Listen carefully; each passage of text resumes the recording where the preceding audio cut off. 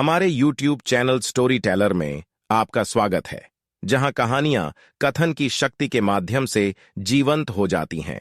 आज हम आपके लिए एक नई कहानी लेकर आए हैं। कहानी का नाम है गोपाल, गांव की अनसुनी कहानी।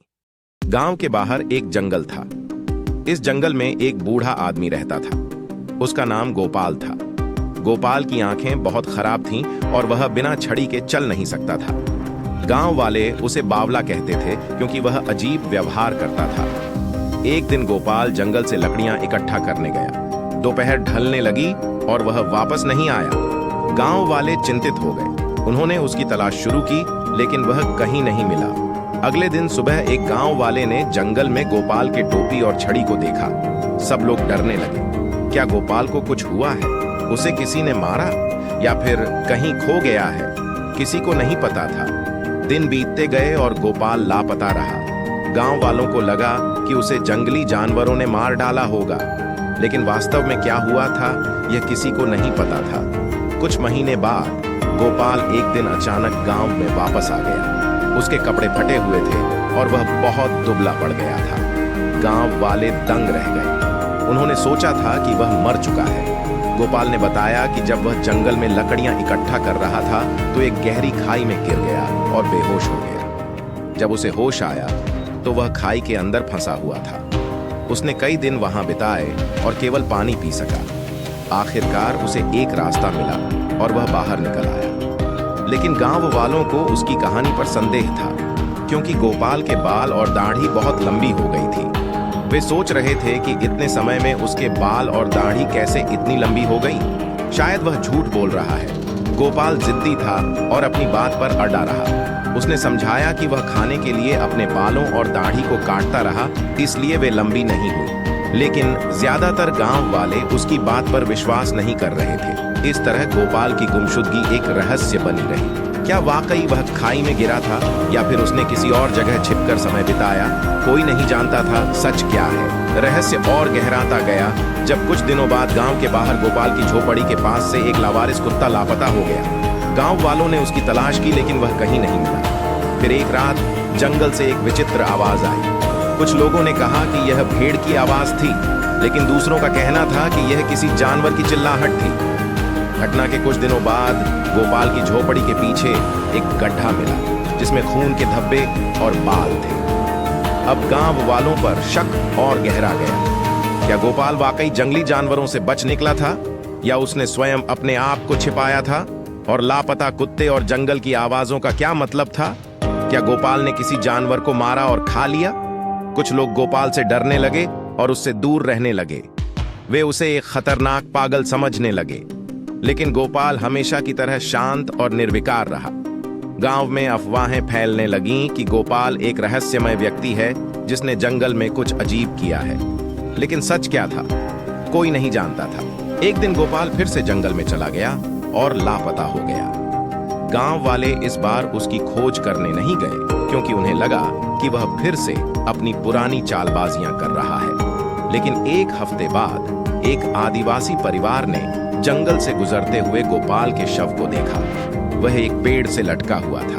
परिवार ने गांव वालों को इसकी सूचना दी। जब गांव वाले वहां पहुंचे तो उन्होंने देखा कि गोपाल की लाश के पास एक मिट्टी का बर्तन और कुछ जड़ी बूटियां थीं। लगता था कि वह उन्हीं का सेवन करके आत्महत्या कर ली थी। लेकिन कुछ लोगों को लगा कि इसमें कुछ और गड़बड़ है। कुछ लोगों का मानना था कि शायद गोपाल किसी वन्य जीव द्वारा मारा गया था और उसकी लाश को फांसी देकर यह नाटक किया गया ताकि लगे कि उसने आत्महत्या की है। दूसरों का कहना था कि शायद गोपाल ने स्वयं ही झूठी आत्महत्या की नाटकीय दृश्य रचा ताकि लोगों को उलझन में डाला जा सके। आखिरकार गोपाल की मौत एक और रहस्य बनकर रह गई। कुछ लोग उसे पागल मानते थे तो कुछ उसे एक चतुर मगर खतरनाक व्यक्ति। गांव में उसके बारे में कई किस्से और कहानियां गुनगुनाई जाने लगी, लेकिन हकीकत क्या थी शायद कभी पता नहीं चला। इस तरह गोपाल की शंकास्पद गुमशुदगी और रहस्यमयी मौत ने गांव में एक नया अफवाह और अंधविश्वास का दौर शुरू कर दिया। गोपाल की मौत के बाद कुछ समय बीता, लेकिन गांव में उसके बारे में अफवाहें और कहानियां बनती रहीं। कुछ लोगों का मानना था कि वह एक जादूगर था, जो अपने जादू से जंगली जानवरों को वश में कर लेता था। दूसरे लोग कहते थे कि गोपाल वास्तव में एक रक्षक था जो गांव को बुरी आत्माओं से बचाता था, इसीलिए वह कभी कभी जंगल में गायब हो जाता था। उसकी मृत्यु के बाद गांव पर बुरी आत्माओं का प्रकोप हो सकता है। तीसरा समूह मानता था कि गोपाल वास्तव में एक खतरनाक व्यक्ति था जो मानव मांस खाता था, इसलिए ही उसके आसपास जानवर और लोग गायब होते रहते थे। उसकी मौत एक राहत थी। चौथे समूह का मानना था कि गोपाल एक अजीब जंगली आदमी था जो जानवरों के साथ रहना पसंद करता था। वह मानव समाज से दूर भागना चाहता था, इसलिए ही वह बार बार गायब होता रहता था। हर किसी के पास अपनी अपनी कहानियां थीं, लेकिन सच क्या था कोई नहीं जानता था। गोपाल अब एक पुरानी परंपरा और लोक कथा बन गया था। उसकी असली जिंदगी और मौत का सच दफन हो चुका था, लेकिन गांव वालों के लिए वह एक रहस्य बना रहेगा जिसके बारे में वे हमेशा अटकलें लगाते रहेंगे। गोपाल की मौत के बाद कुछ साल बीत गए। गांव में नई पीढ़ी आई और पुरानी पीढ़ी धीरे धीरे लुप्त होती गई, लेकिन गोपाल की कहानी गांव की लोक परंपरा का हिस्सा बन गई। बच्चों को गोपाल की कहानियां सुनाई जाती थीं ताकि उन्हें जंगल से डरा सकें और वे वहां अकेले न जाएं। कुछ लोग उसे एक दुष्ट साधु के रूप में चित्रित करते थे जिसने अपने जादू से गांव को नुकसान पहुंचाया था। दूसरे उसे जंगल का रक्षक बताते थे जो जानवरों के साथ रहता था और जंगल की देखभाल करता था। कुछ लोग उसे एक खतरनाक मानव भक्षक के रूप में भी चित्रित करते थे।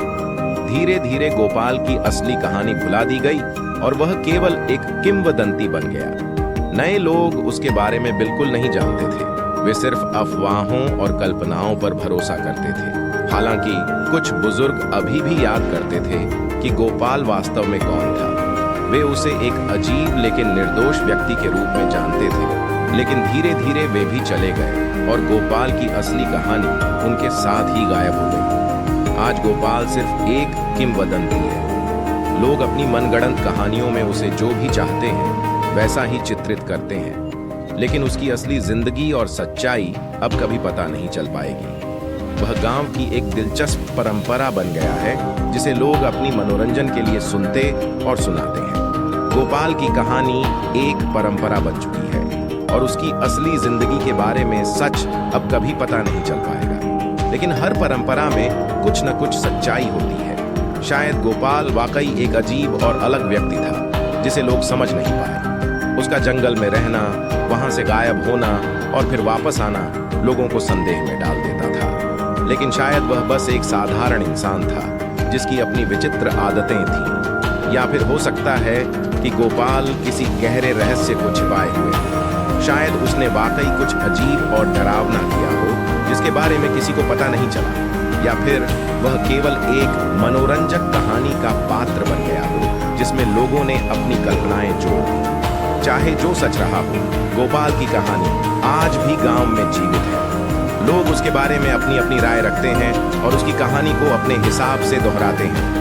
कोई उसे डरावना बताता है, कोई रहस्यमय और कोई मनोरंजन। लेकिन एक बात तय है कि गोपाल की कहानी गांव की लोक परंपरा का अभिन्न अंग बन चुकी है। आने वाली पीढ़ियां भी इस कहानी को सुनेंगी और इस पर अपनी राय देंगी। हालांकि सच्चाई क्या है शायद कभी पता नहीं चलेगा, लेकिन गोपाल की कहानी जिंदा रहेगी। यहीं हमारी कहानी समाप्त होती है।